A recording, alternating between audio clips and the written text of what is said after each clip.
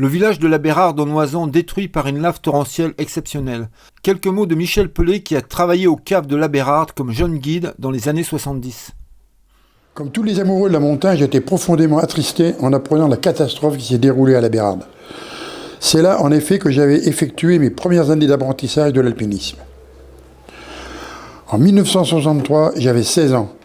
Mes parents m'avaient inscrit au Club alpin français d'Orléans, qui organisait des séjours de montagne à la Bérarde. C'est ainsi que j'ai commencé à fréquenter cette merveilleuse vallée et son village du bout du monde. Avec des amis du club alpin, nous installions un campement dans le pré, au bord de la rivière du Vénéon, à l'entrée du village, pour toute la saison d'été. J'avais encore peu d'expérience, mais une sérieuse volonté d'apprendre, grâce à un bon niveau en escalade rocheuse acquis sur les blocs de la forêt de Fontainebleau, ainsi que sur les falaises de Lyonne et du Saussois.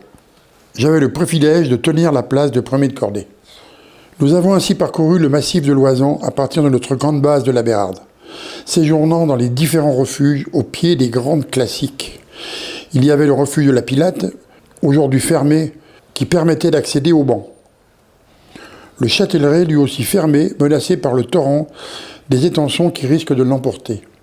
Nous savourions les journées de repos au village, avec sa petite épicerie et l'unique crêperie. Nous allions prendre nos douches dans une cabine en contrebas de l'épicerie. Pourtant, nous étions déjà confrontés au risque des activités en montagne. De temps en temps, à la Bérarde, l'hélicoptère de secours déposait dans le pré les blessés de la journée, à côté des tentes du camping. Parfois, les secouristes sortaient un sac de la machine et allaient le déposer pudiquement dans la petite chapelle aujourd'hui détruite. Parmi mes premières grandes courses, la face sud de la Meije eut une dimension initiatique, comme pour bien des jeunes grimpeurs. Je réussis mon examen d'aspirant guide en juillet 1971. Aussitôt mon diplôme en poche, ayant une bonne connaissance du massif, j'obtenais un engagement au centre alpin du CAF de la Bérarde, qui par la suite a abrité le secours en montagne. Je commençais l'encadrement en août 71, puis tous les étés, du 15 juin au 15 septembre, pendant 5 ans.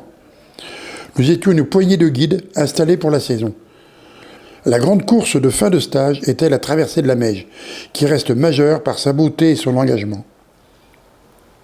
À l'époque, je partais en tant que seul encadrant avec 3 ou 4 stagiaires. Je descendais rarement jusqu'à Bourdoisan, car la route qui dominait le ravin au-dessus du Vénéon était très impressionnante. Mais j'avais acquis une grande habileté de la conduite avec ma 2 chevaux, tentant à chaque fois de battre mon record de vitesse. C'était le challenge en ce temps-là. C'est une partie importante de ma jeunesse qui vient de disparaître. De merveilleux souvenirs sont enfouis sous des tonnes de roches. La disparition de ce village, c'est vraiment un coup dur pour l'alpinisme en général, parce que par rapport, par exemple, à Chamonix, c'est très différent, c'est assez confidentiel. On est en fond de vallée, il n'y a pas de magasin, et donc les gens campent beaucoup ou sont dans des petits hôtels, et il y a une véritable convivialité entre alpinistes. Et déjà, ce qui est quand même regrettable, c'est déjà premièrement que le village a entièrement disparu, ce qui est très choquant, que je pense qu'ils n'ont pas réussi à le refaire aussi facilement que ça. Quand j'ai vu les photos, à la place de la rue principale, il y a la rivière, donc je ne sais pas comment ça va se passer. Et puis tous les refuges au-dessus, qui sont quand même une partie importante de ce village, et qui ont aussi disparu. Donc c'est attristant, c'est vraiment triste. Moi, j'étais retourné plusieurs fois, il n'y a pas si longtemps que ça, pour faire de l'escalade rocheuse, parce que dans les falaises environnantes, à l'époque, il n'y avait pas, c'était pas équipé comme maintenant. Maintenant, la tête de la Maille, il y avait des voies équipées, comme on fait à Barberine, par exemple, avec des spits, ça n'existait pas. Donc j'y suis retourné, il n'y a pas si longtemps que ça, pour faire ces voies-là.